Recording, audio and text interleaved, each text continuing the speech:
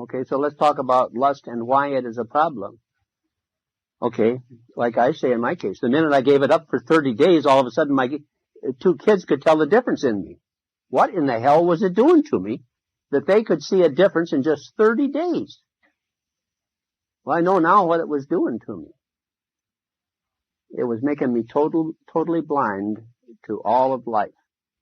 That anything that I didn't like, and I jumped into lust.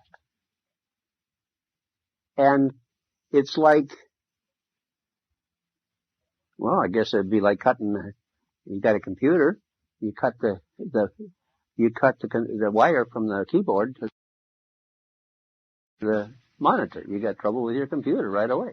Okay, that's what we do with lust, is we cut off all of the precious input into our system that says, hey, you're off base, buddy. Quit it.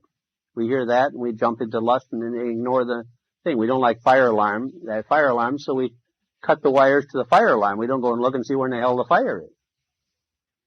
Okay, lust is literally killing us, because always lust means we are never where we are. We are always someplace else. I was sitting in my chair one day, and my daughter, who was about 9 years old, came up to my chair and waved her hands in front of my eyes. Dad, are you in there? And of course the answer was, no, I wasn't. I was gone. Okay. And we say, well, I wasn't doing anything. I'm just lusting.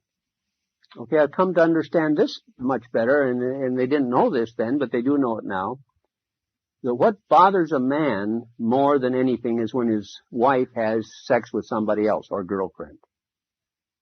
What bothers a woman, a wife or a girlfriend, is when the guy has an emotional attachment to somebody else.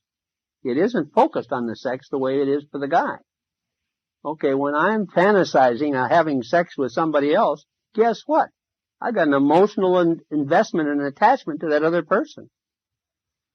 And that's why women, particularly, but it's the same thing in reverse with the husbands or the mates of women sexaholics, but particularly the men or the wives could never get a hold of us because we were never there.